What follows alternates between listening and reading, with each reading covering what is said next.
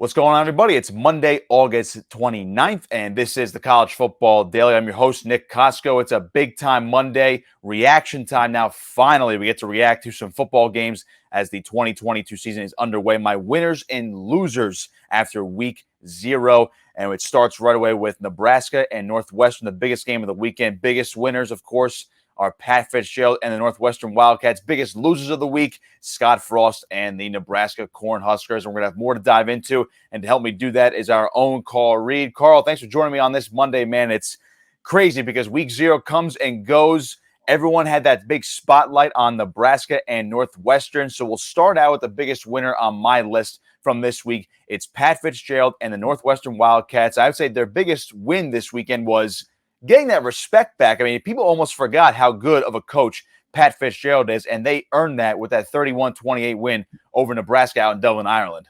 Well, Pat Fitzgerald is a great ball coach, and not only is he a great ball coach, he's a perfect fit for his alma mater at Northwestern, a tough, physical, Chicago-style brand of football where they run the ball downhill.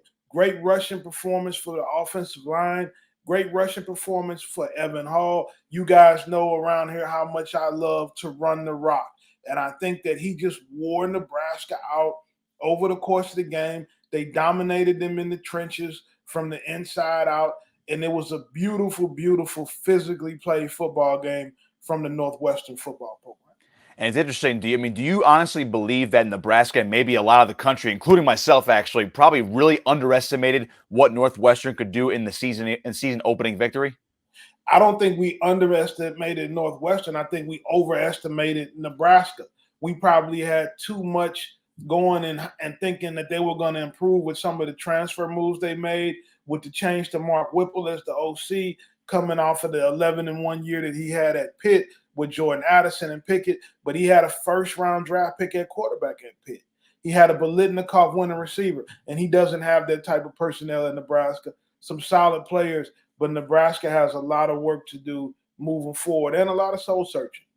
So a lot of respect out to Northwestern and Pat Fitzgerald, but we have to move to the biggest loser of week 0 on my list, and that is Scott Frost and the Nebraska Cornhuskers. And I got to say, Carl, just to make this a little bit more specific, my biggest loser is Scott Frost as a game day head coach, because everyone's going to talk about the decision to go for that onside kick up by 11 in the second half. Nebraska has all the momentum, and Frost elects to try to get the ball back again. Now, generally, I like these kinds of moves, but in this case where you're just searching for the season opening win and you need something to get the season off to a good start after the pressure that's been put on his shoulders over the past couple of years, I mean, that must have been the most mind-boggling decision I've seen in week 0 or week 1, wherever the case may be, over the last couple of years. What if it would have worked? If it would have worked, then we would have praised him, of course. Right. I mean, you know how these things work. Right. So he made a decision. The thing that I always want to keep in mind when I talk football and when we talk about the season is it's a week 1 loss. And yes, Scott Frost's seat is hot, and he's had a lot of criticism. But guys, it's just week 1. He has to come back, and he has to rally his locker room, and he has to rally his staff. Scott Frost had a great run at Central Florida when he was the head coach there. He was a great Nebraska Cornhusker. He was absolutely the right guy for the job when the hire was made. But now what they have to decide right now is, where do they go from here? Scott Frost has got to get the ship righted. He doesn't have a long time before the Wolves are going to start coming. But at the end of the day, if that onside kick is converted, then we're having a different conversation potentially today. But you have to win football games. It all comes down to that. But Scott Frost does have to get his team, and he has to make sure that he doesn't lose the team right now, because they got to stop listening to all the outside noise, and they got to focus on what they need to do at the University of Nebraska to win football games. But it's a rough situation down there in Lincoln, and they expect to win. They want to win at a high level, and they have not done that in the Scott Frost era. And so they got to get some things corrected. The schedule, I mean, does it get any easier than having to play Northwestern maybe in week 1? So the Big Ten is a rough and tumble league. We'll see how it pans out. But they do have to get some wins on the board if Scott Frost wants to keep his job. Some of that outside noise is coming from me, but of course, I might just be a little bit irked because I actually picked this team to go 7-5 in 2022. Of course, still possible. Only one game after week 0. We head into week 1, so we'll see what happens with them. But I have a question for you, Carl, on the Nebraska front here. It's interesting. I mean, what did you notice in that second half? Again, this team does go up by 11 points. They're cruising. Casey Thompson looks really good at quarterback for the Huskers. First game after transferring from Texas, Mark Whipple, the offense is working. Defense is coming alive as well. They're limiting Nebraska they're limiting Northwestern, especially after blowing a lead in the first half. What did you notice in terms of a shift after that onside kick for the rest of the second half? I mean, did they just go away from their game plan? They got beat up physically. They got beat up physically in the box, on the offensive line and on the defensive line. And if you remember, the great Cornhusker teams were always built to dominate in the trenches. In Big Ten football, the black and blue division is going to always be about the trenches. Football games are always going to be won and lost on the line of scrimmage. I don't care how cute you get on the perimeter in the passing game, how well you think you could throw the ball. When you get an 11-point lead, being able to run the football downhill and get first downs and chew up clock, it helps you down the stretch. And they weren't able to do that. Northwestern was able to punch them in the mouth physically, and that gave them the advantage. And it wore those guys out, and eventually those guys were out on their feet. It didn't look like they were in great shape condition-wise to go the distance. They got beat up physically also, and that was the difference in the football game. Now, the story of the weekend, so I'm curious as to this, Carl. If this was week 1, where you have a full slate of games, you have the Alabamas, the Georgias, the Ohio States of the world, that's your national stage, particularly next week when you have Ohio State and Notre Dame as your nightcap game on Saturday night. If this game was in week 1 rather than week 0, where they're on a national stage, international stage, because they're out in Dublin, Ireland, is there less criticism of Scott Frost and the Huskers right now? No, because the University of Nebraska fans will still be at its throat. Because win, lose, or draw, no fan base is more rabid about their football program than the fans at the University of Nebraska. So their expectations are very high. And if anybody in the country would have noticed, they would have noticed. And that's the people that he's playing for. So, Carl, speaking of those Husker fans, I'm going to cheat a little bit on my list here. Winner and loser here. Winners and losers this week are the Nebraska Cornhusker fans, and this is why.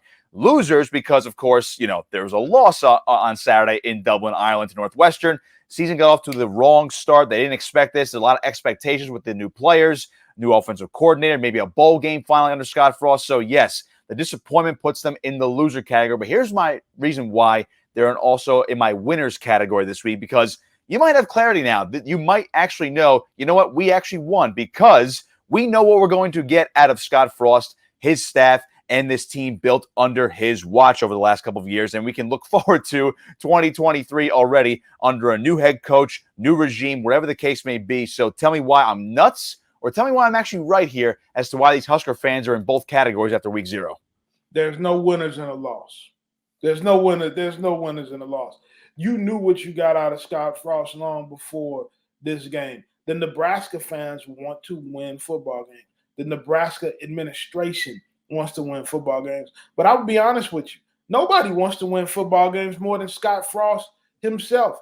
It hasn't worked. And so when this hire was made, my biggest thing that I wondered was, could you run and be successful in a place like Nebraska, running the spread RPO system? Because it's hard to get those top athletes to want to come to Lincoln, Nebraska. It's much easier to get them to go to Orlando, Florida, or to get them to go to Oregon, where Scott Frost used to be the offensive coordinator. It's not easy. Nebraska football has been about big linemen, big backs, but remember, at the end of the Frank Solich era, they didn't want that anymore. They wanted to update the program. They wanted to go to this spread and this pro-style offense everybody was running. So they ran out a legendary coach in Frank Solich, and they went and got Bill Callahan. And it hasn't worked since then. It's been haunting them since then. Whatever they do, if they do at some point decide to move on from Scott Frost, my recommendation to the Nebraska faithful is to go get Jeff Monken, the great Army coach, and let him come in and run the triple option and bring Nebraska back to its roots and what they're supposed to be, a tough, downhill running, physical brand of football, because that's what Nebraska Cornhusker football is. It isn't RPOs and downfield passing and sexiness. It's punching people in the mouth. It's making you play physical football. It's a bare knuckle bar fight. That's where the Cornhuskers win football games at. But they made a decision. They wanted to go away from that. They haven't recovered from that decision since.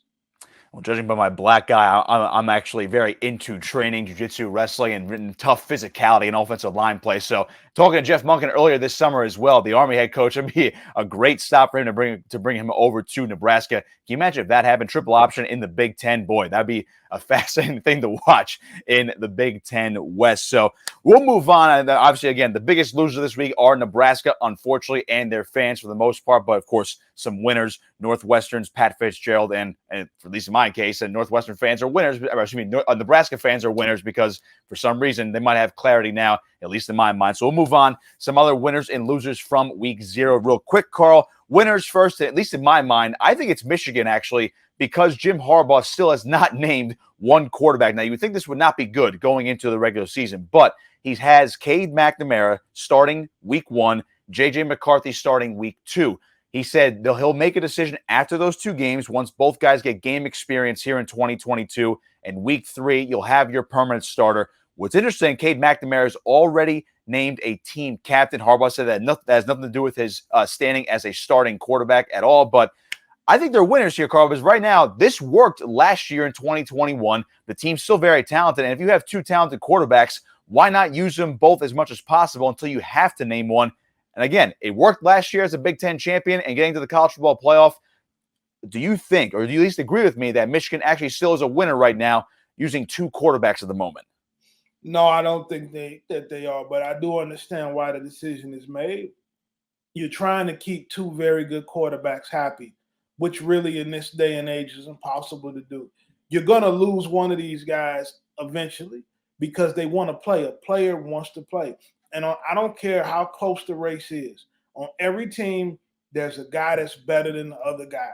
And eventually, coach is going to have to make that decision. And it sounds like he's going to do that in week 3. It's easy in those first 2 games to play one guy one game and one guy the next game and say, we're going to go from there. What you're trying to do is make sure that nobody enters the transfer portal before the end of the season, because you're one play away from having to play the other guy, and you want him to be on the roster. You want him to be happy. You want him to not be looking at what his next move is. You want him to be looking at helping the Michigan Wolverine football team win. But the great Lou Holtz used to say, if you got 2 quarterbacks, then you got none. In this instance, maybe the winner is Jim Harbaugh because he knows what he's doing right now, keeping both these guys happy until they both have to play enough, and now they're not worried about going to their next move. So we'll move on now. The final loser of the week, Carl, has to be Florida A&M. Of course, there was a report out over the weekend where there were 20-plus players deemed ineligible upon transfers, academic issues, and of course, Florida A&M, amid all of that, still managed to play their game on Saturday, but were blown out by North Carolina. Again, it was a mismatch on paper anyway. I know you and I have previously discussed about smaller schools like Florida A&M playing big Power 5 schools. So again, mismatch aside, but I got to say Florida A&M, the program as a whole right now, based on the reports at least, are one of the bigger losers of the weekend based on ineligibility issues and a blowout loss to open up the season. Well, I think the big thing is you have to understand what compliance means and the struggles that a lot of the HBCU programs have in compliance is having one compliance director. First off, Florida A&M does not have an athletic director in place right now. They fired their athletic director a couple months back. Their original compliance director quit a little while ago, and now they have a new person in place that's trying to pick up the pieces. But in a lot of HBCUs, the compliance director doesn't necessarily work over the summer. So when you're trying to get guys eligible to play college football games in the fall, that paperwork piles up, and it's a lot for one person to do. When people read this or they hear about it, a lot of them think, well, guys didn't pass classes and guys just failed a bunch of classes. And that may be a couple of the cases. But a lot of this is just guys not being in the right classes, paperwork not being done on time, clerical and administrative errors, and Florida A&M has put themselves in a really bad light here because you're playing with players' lives. You're playing with guys' lives. A lot of guys can't accept their financial aid until eligibility benchmarks are met. So you have some guys in limbo there. It's a disappointing situation.